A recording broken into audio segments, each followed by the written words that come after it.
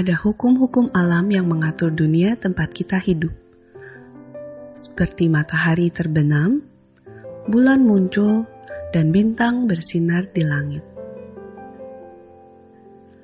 Bumi dan planet terus berputar.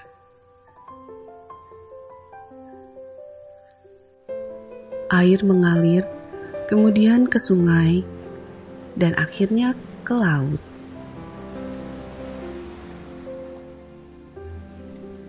Saat musim dingin berlalu, musim semi tiba dan bunga-bunga bermekaran.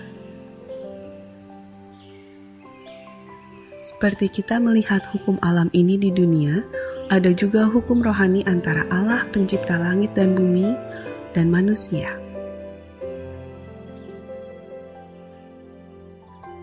Tuhan Allah mengasihi saudara dan mempunyai suatu rencana yang indah bagi hidup saudara.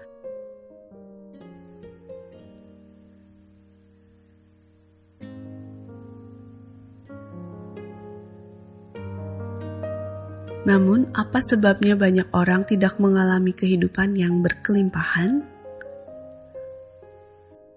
Manusia penuh dosa dan terpisah dari Tuhan Allah, sehingga ia tidak dapat mengetahui dan mengalami kasih dan rencana Allah bagi hidupnya. Manusia diciptakan untuk bersekutu dengan Tuhan Allah, akan tetapi karena kekerasan hatinya, ia memilih jalannya sendiri, sehingga persekutuannya dengan Tuhan Allah terputus. Menurut Alkitab, kekerasan hati untuk memilih jalan sendiri dan ingin bebas dari Tuhan Allah disebut dosa dan diwujudkan baik dengan sikap melawan maupun dengan sikap masa bodoh.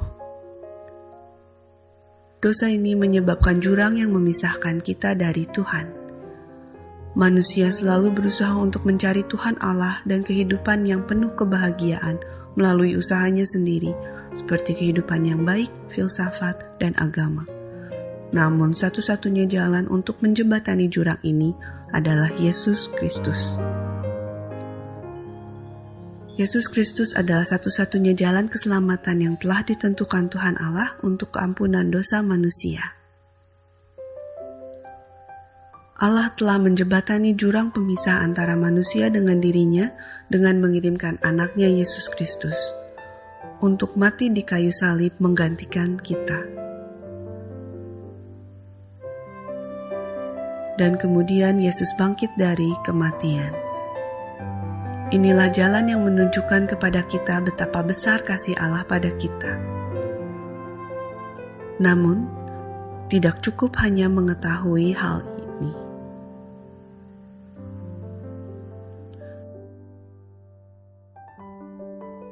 Kita harus menerima Yesus Kristus menjadi juru selamat dan Tuhan kita dengan mengundangnya secara pribadi. Dengan demikian, kita dapat mengetahui dan mengalami kasih dan rencana Allah bagi hidup kita. Kita menerima Kristus dengan mengundangnya secara pribadi. Yesus sedang mengetuk pintu hati kita. Kalau kita mendengar suaranya dan membuka pintu hati kita, Kristus akan masuk dalam hidup kita dan kita dapat memulai persekutuan dengannya. Kedua lingkaran ini menggambarkan dua macam kehidupan.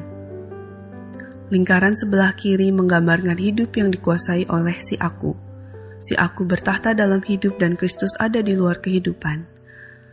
Segala keinginan dikuasai oleh si aku berakhir dengan kekacauan dan kekecewaan.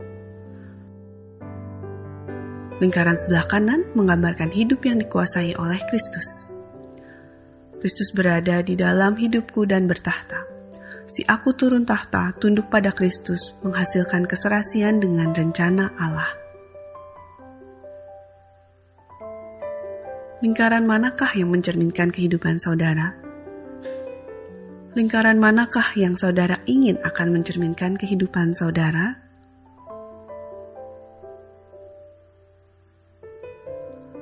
Saudara dapat menerima Kristus sekarang juga dengan doa berdasarkan iman. Doa adalah percakapan dengan Tuhan. Tuhan mengetahui isi hati saudara dan tidak bergantung pada kata-kata saudara.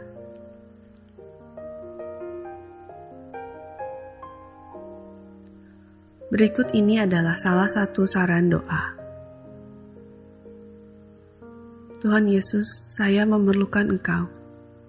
Terima kasih karena telah mati di salib untuk mengampuni dosa-dosaku. Saya membuka pintu hatiku dan menerima Engkau sebagai Juru Selamat dan Tuhanku. Terima kasih karena mengampuni dosa-dosaku dan memberiku hidup kekal. Kuasailah tahta hatiku. Bentuklah saya menjadi seorang pribadi yang sesuai dengan kehendak-Mu.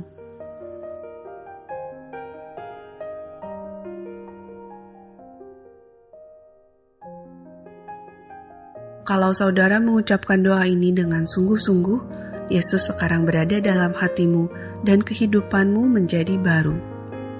Dosa-dosa saudara telah diampuni, saudara memiliki hidup kekal dan menjadi anak Tuhan. Persekutuan dalam gereja yang baik sangat penting untuk bertumbuh dalam persekutuan dengan Tuhan. Kalau ada beberapa potong kayu bersama-sama terbakar, maka nyalanya besar. Tetapi jika salah satu potong diambil dan dibiarkan sendirian, padamlah apinya. Jadi penting bagi saudara untuk memiliki hubungan dengan orang-orang Kristen yang lain. Hubungilah atau kunjungi gereja yang berdekatan di mana Kristus diagungkan dan firman Allah diberitakan. Bersama-sama dengan orang-orang Kristen di gereja, saudara akan bisa mempelajari tentang Yesus Kristus dan hidup dalam kelimpahan seperti yang Tuhan kehendaki.